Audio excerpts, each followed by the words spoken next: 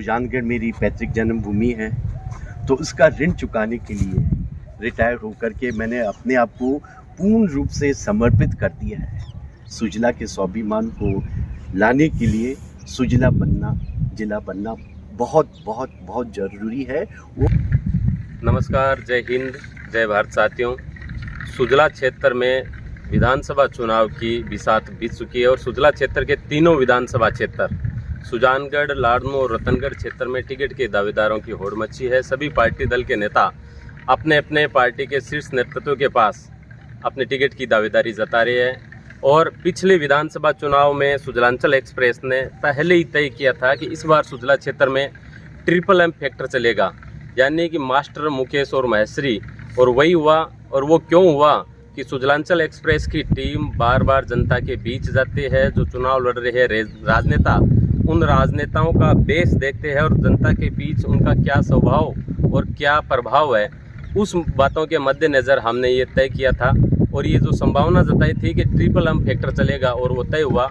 इस बार फिर से चुनावी बिसात बीत चुकी है और हम राजनीति में हमेशा बात करते हैं कि राजनीति शुचिता की राजनीति हो, सिद्धांतों की राजनीति हो और आम जन के सेवा और साधना की राजनीति हो। आईएएस पद पर रहकर जिन्होंने राष्ट्र की सेवा की और जब वापस सेवा से रिटायरमेंट का समय आया तो उनके दिल में एक भाव आई कि जहां हमारे पूर्वजों ने रहे, जहां पूर्वज बसे, उस मातृभूमि के प्रति जो ऋण है, उस ऋण को हम चुकाएं। और उस ऋण को किस भाव से चुका सकते हैं? तो राजनीति में सेवा के भाव से, समर्पण के भाव से राजनीति में रहकर हम सुजानगढ़ क्षेत्र की राजनीति में हम अपने मातृभूमि के लिए क्या कुछ कर सकते हैं, ऐसा एक सपना राजनीति में। निश्चित तौर पर अगर सुजानगढ़ की राजनीति में हमारे बीच आज है IAS, retired IAS Rajendra Kumar ji Nayak. अगर इनका सुजानगढ़ की राजनीति में प्रवेश होता है, भारतीय जनता पार्टी से टिकट की दावेदारी करते हैं और इनको अगर टिकट मिलती है तो निश्चित तौर पर सुजानगढ़ विधानसभा की राजनीति की दशा और दिशा दोनों बदल सकती है। राजेंद्र जी, आपका बहुत बहुत स्वागत, अभिनंदन। मैं भी आपका स्वागत करता हूं साहब। और भारत की जो महान संस्कृति है उसका एक श्लोक मैं पढ़ूंगा जो मेरे दिल में है और मेरे दिमाग में है और मेरे रोम रोम में है। वो है सर्वे भवन्तु सुखिनः, सर्वे सन्तु निरामय। सभी सुखी रहें, सभी स्वस्थ रहें। और इसी के कारण मैं आपके जितने भी जो व्यू कर रहे हैं उन सब के उज्जवल भविष्य के, उज्जवल स्वास्थ्य के लिए, उज्जवल जीवन के लिए मैं कामना करता हूँ।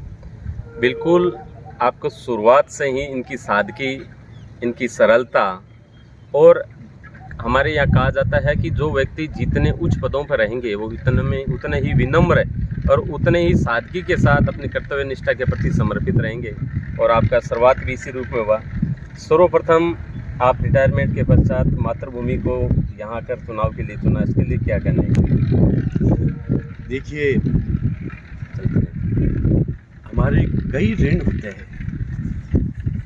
एक ऋण होता है माता पिता के प्रति, वो चाहे हम कितना भी कर लें उस ऋण को हम नहीं चुका सकते। तो इसी प्रकार से एक ऋण होता है पैतृक जन्मभूमि का। सुजानगढ़ मेरी पैतृक जन्मभूमि है, तो उसका ऋण चुकाने के लिए रिटायर होकर के मैंने अपने आप को पूर्ण रूप से समर्पित कर दिया है।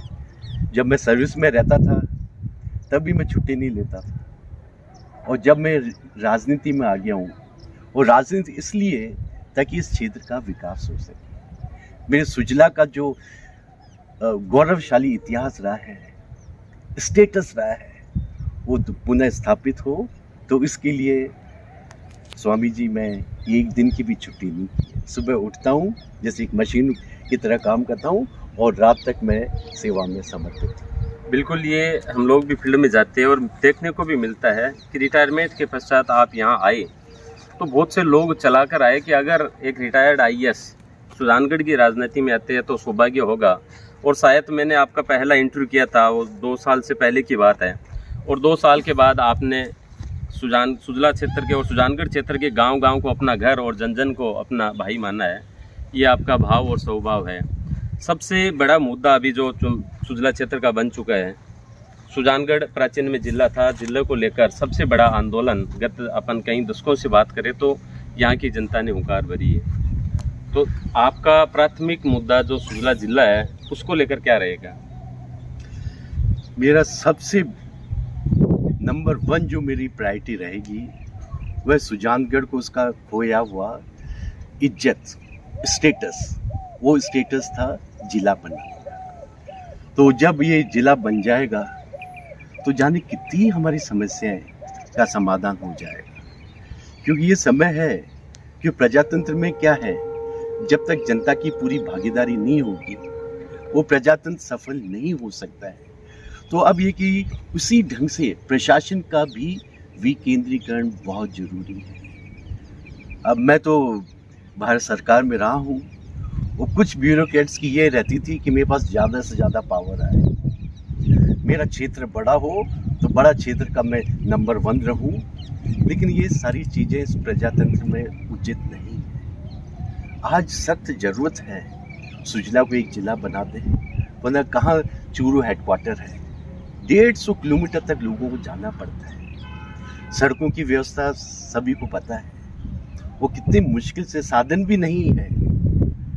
रेलवे का नेटवर्क भी अभी उतना नहीं बन पाया जितना कि आज ज़रूरत है। तो मेरा टॉप प्रायोरिटी रहेगी इसके स्वाभिमान को, सुजला के स्वाभिमान को लाने के लिए सुजला बनना, जिला बनना बहुत बहुत बहुत ज़रूरी है।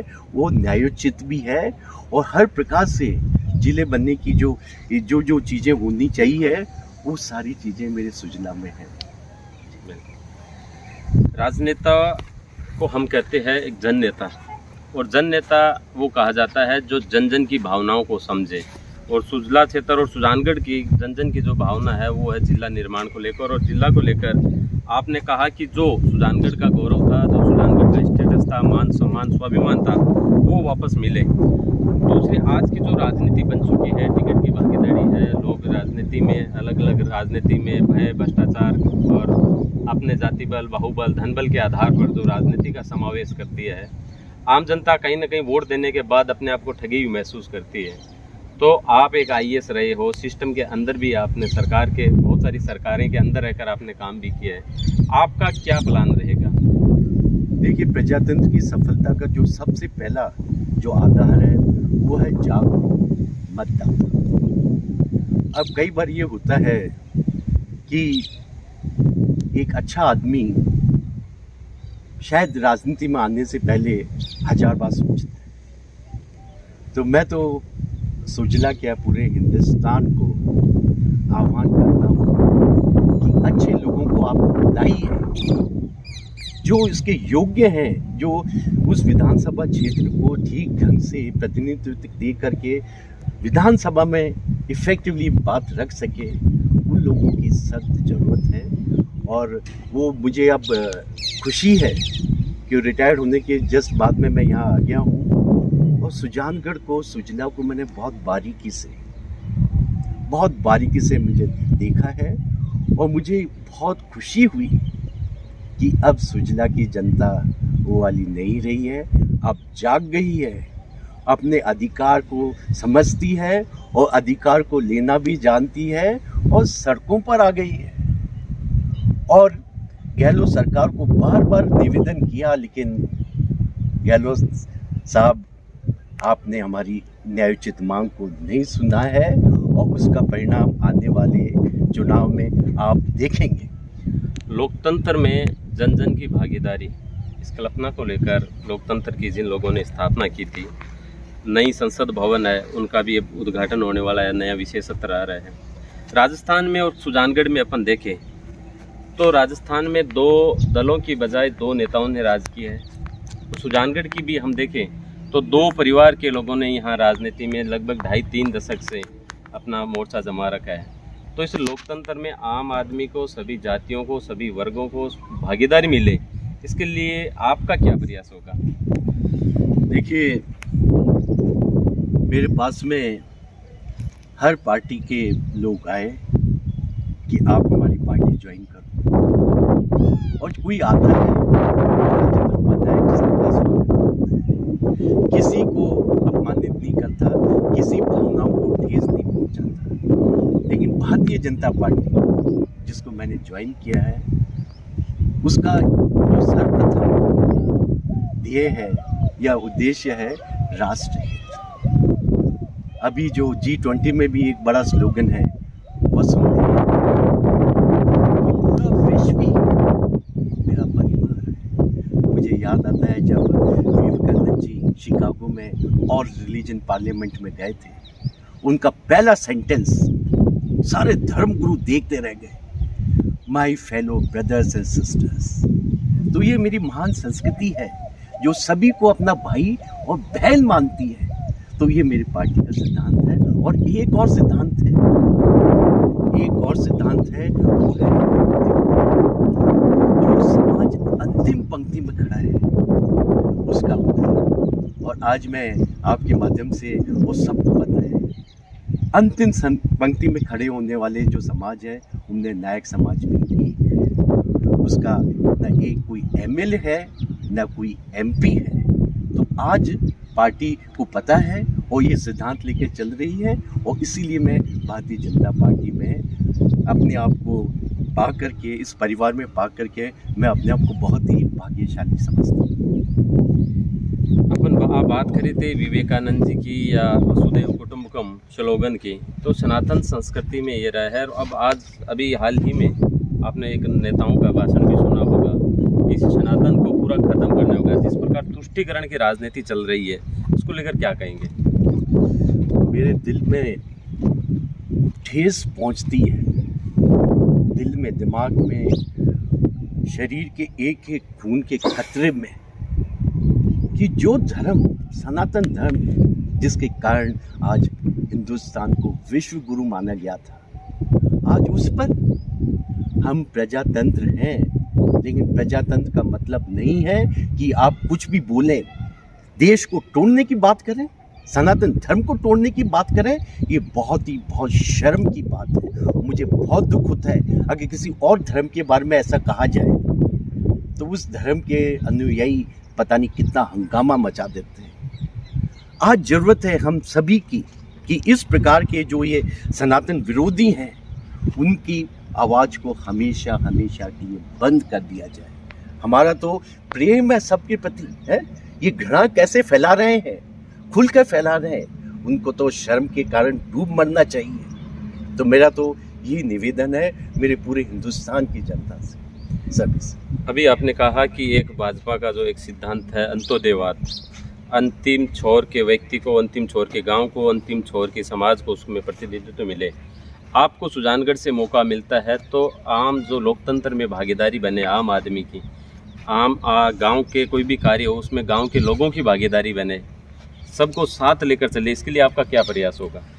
देखिए, अगर पार्टी मुझे टिकट देती है, मैं यहाँ पर विधायक अगर बनता हूँ, तो मेरा तो ये रहेगा पीपल्स पार्टिसिपेशन। जिनके बारे में कानून बनना है या कोई योजना बननी है, तो उनके बीच में आप जाइए। अगर गांव के लिए योजना बननी है तो उस गांव में जाइए, उन लोगों से चौपाल करिए, और उस चौपाल में कई ऐसे चीज़ें आपको पता लगेगी जो एक एयर कंडीशन में बैठ करके हम लोग नहीं कर पाते। तो सभी जो वर्ग है, जिसके लिए भी जो काम है, आप उनके साथ में जाइए। और उसको अगर एक प्रकार से मैं कहूँ, डायरेक्ट डेमोक्रेसी जैसे स्विट्जरलैंड में है, सीधी पब्लिक आके कानून बनाती है।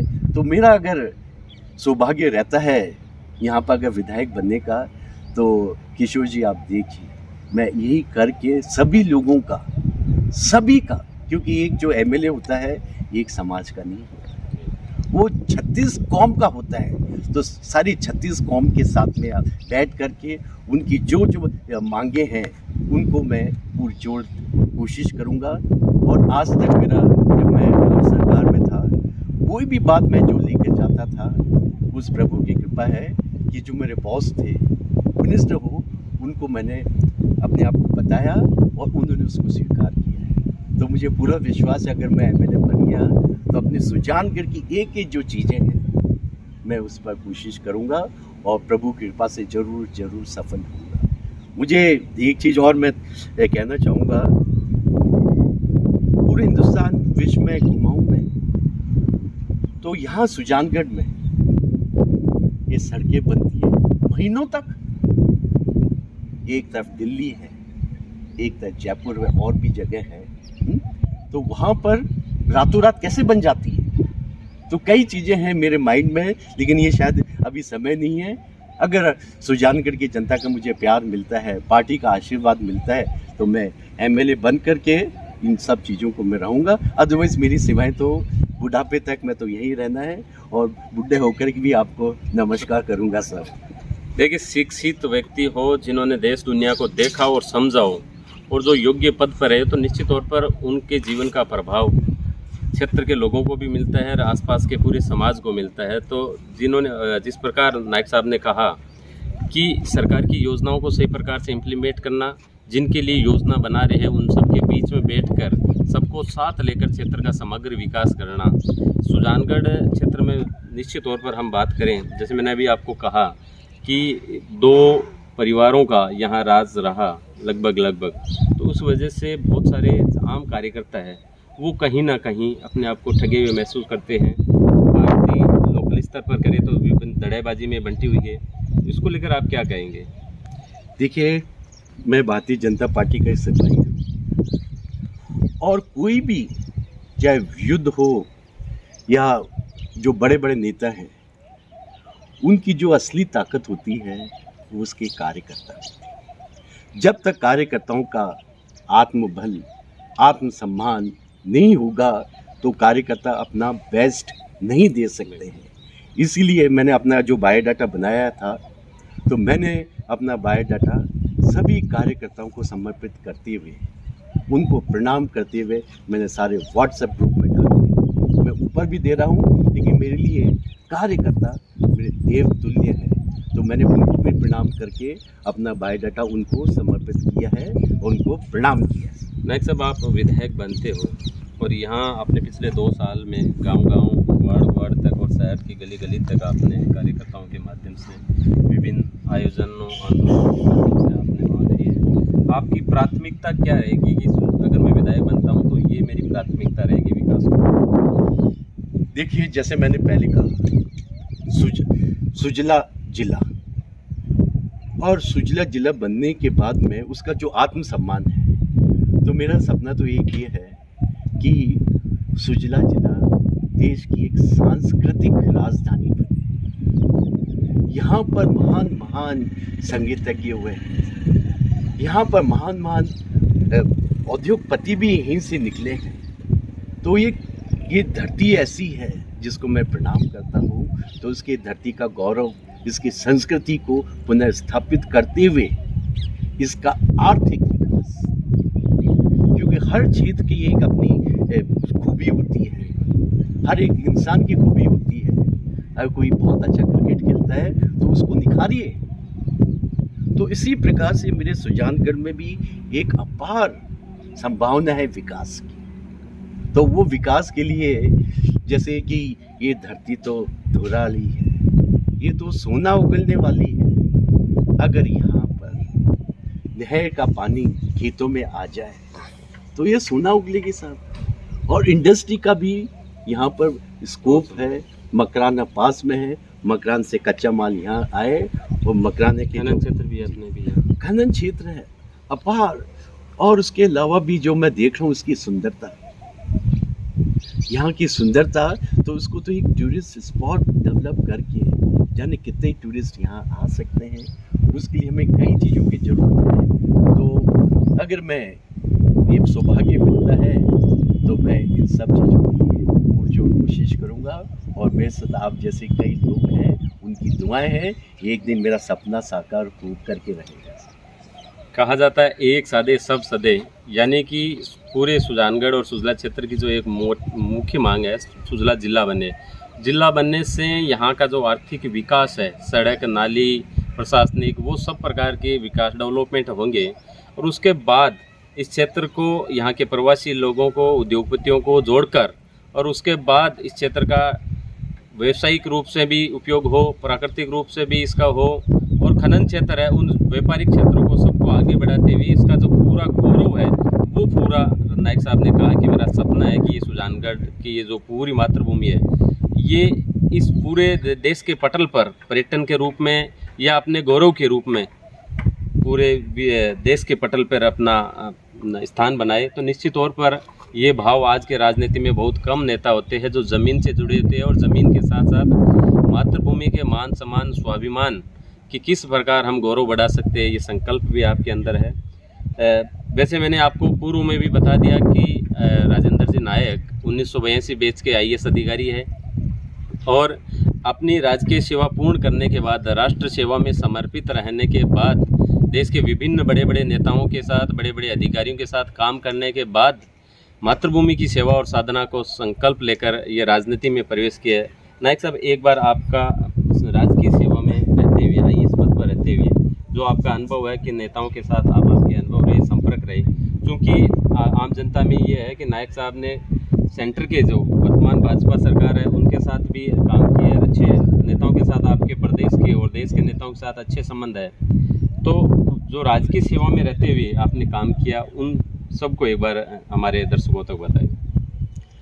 देखिए, मैं डिफेंस सर्विसेज के साथ में रहा हूँ और मेरा सौभाग्य था कि फ़ौज की मैंने सेवा करी, क्योंकि आज फ़ौज ही है जिसके कारण आप मेरा इंटरव्यू भी ले रहे हैं, वरना चाइना ने तो बहुत पहले कह दिया था हिंदुस्तान के टुकड़े टुकड़े कर देंगे, टुकड़े टुकड़े गैंग भी आ गया था।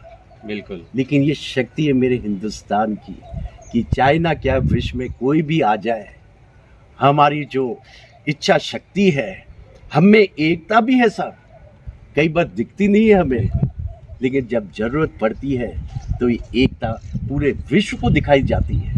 जब कारगिल वॉर ऑन था तो उस समय जब फौजी हमारे जा रहे हैं एयरपोर्ट पर कहीं पर, तो सारे जो पैसेंजर्स हैं सब हैं उनका ताली बजा के स्वागत करते हैं। कोई एक शहादत हो जाती है, शहीद हो जाता है, तो पूरा गांव क्या पूरा शहर एक होकर के, तो चाइना पूरा विश्व सुन ले ये हिंदुस्तान है, इसको कोई मिटा नहीं सकता, सनातन हमेशा जिंदा है और जिंदा रहेगा।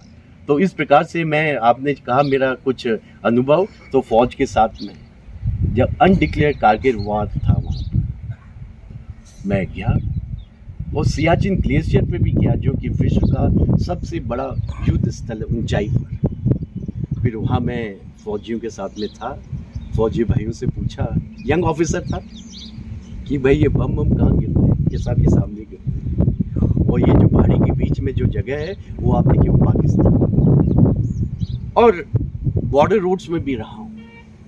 एक चीज़ और मैं बताना चाहूँगा कि मेरे जो उस समय टॉप पर थे, उसी टॉप पर मैं भी बनकर रिटायर हुआ, तो उनको रक्षा मंत्री जी ने कहा कि मुझे बॉर्डर रोड्स में आपका, अब मैं खुद मुंह से बोल रहा हूँ, अच्छा नहीं लगता अपना मुंह मियाँ मिट्ठू बनना, तो उन्होंने कहा कि आपका मुझे बेस्ट ऑफिसर चाहिए ताकि हमारी बॉर्डर रूट्स का डेवलपमेंट। तो मैं बॉर्डर रूट्स में गया, और पहली चीज़, कहीं भी आप जाते हैं पहले उसको अच्छी तरह समझिए, जब समझेंगे तभी तो उसका विकास हो सकता है, उसका समाधान हो सकता है। तो किशोर जी, जब मैं प्रेजेंटेशन किया मुझे बॉर्डर रूट्स ने, तो कहा कि 1.5 आदमी रोज हमारे मृत्यु को प्राप्त हो, ये पहाड़ है, वहाँ सड़कें बन रही हैं, पता नहीं कब वो पूरा का पूरा पहाड़ गिर जाता है, उसका साथ में हमारे मैन पावर मशीन साथ। तो कश्मीर में मुझे याद है कि क्योंकि उस समय पाकिस्तान काफ़ी एक्टिव था और आतंकवादी भेजते थे, और उन आतंकवादियों ने पता था कि बॉर्डर रोड तो सड़कें बनाती है, तो उन पर अटैक नहीं होता था। तो गलती से जो भी कारण है, एक हमारा बॉर्डर रोड्स का ख़त्म हो गया, शहीद हो गया देश के लिए। तो राजेंद्र कुमार नायक वहाँ भी गया, उनके साथ में गया हूँ, उनकी समस्याएं सुनी हैं, इसलिए मैं अपनी फ़ौज के साथ साथ मैं सल्यूट करता हूँ बॉर्डर रोड्स ऑर्गेनाइजेशन को, जो दुर्गम स्थल पर जाकर बेसिक चीज़ें नहीं मिलती साहब, ऑक्सीजन लेवल तक कम हो जाता है। जब मैं जाता था तो कुछ चीज़ें, बिस्कुट, फ्रूट्स वगैरह कुछ लेकर के मैं जाता था, उनको देता था। तो इस प्रकार से मेरा अनुभव फ़ौज के साथ में ही मेरा एक तरह से पूरा जो अपना ज़िंदगी का बेस्ट टाइम होता है मैंने देखिए किस प्रकार राष्ट्र रक्षा में सैनिक राष्ट्र की सीमाओं पर रहकर राष्ट्र रक्षा में समर्पित रहते हैं, किन किन समस्याओं का उनको सामना करना पड़ता है। उस सभी सैनिकों की समस्याओं को राजेंद्र नायक ने न सिर्फ देखा बल्कि उनके साथ रखकर सहयोग किया। और रिटायर्ड होने के बाद गांव में बैठे एक गरीब किसान मजदूर की क्या क्या समस्या आ सकती है, उन समस्याओं को भी इसी रूप में पिछले 2 साल में गांव-गांव जाकर ढाणी जाकर उन सबको समझाया है। तो निश्चित तौर पर इस प्रकार की शख्सियत जो इतना अनुभव रखती है, राष्ट्र के प्रति इतना समर्पण भाव हो, सनातन के प्रति समर्पण भाव हो और सबको साथ लेकर चलने का भाव हो, अगर उनको राजनीति में भागीदारी मिलती है, अगर राजनीति में यहाँ से प्रतिनिधित्व का मौका मिलता है, तो निश्चित तौर पर सुजानगढ़ की राजनीति में एक नया बदलाव आएगा। और इस बदलाव के बाद ही सुजानगढ़ की राजनीति की दशा और दिशा बदल सकती है और विकास के एक नया आयाम स्थापित हो सकता है। राजेंद्र नायक साहब की जितनी सादगी, सरलता, सच्चाई हम सब ने देखी है, आप ये देख रहे हैं। निश्चित तौर पर हम यही कल्पना करेंगे और आपको शुभकामनाएं देते हैं कि भगवान आपकी इन भावनाओं की कदर करे, राजनीतिक दल में बैठे लोग आपकी इन भावनाओं को समझे, कार्यकर्ता और जन जो आपका इंतजार कर रहे हैं उन्हें लोकतांत्रिक के इस महायज्ञ में आपका साथ देने का अवसर मिले। आपको बहुत बहुत शुभकामनाएं। हमारे दर्शकों से कोई विशेष आपकी अपील हो तो आप कर सकते हैं। मैं इस चैनल के जितने भी दर्शक हैं, पहले देखे होंगे या अब देख रहे हैं, उन सब को मैं अपनी तरफ से बहुत बहुत शुभकामनाएं देता हूँ। और मुझे खुशी है, अनंत खुशी है कि आप जैसे पत्रकार हैं जो कि सच्चाई को बखान कर रहे हैं और हर एक पीड़ा को जो सुझला है।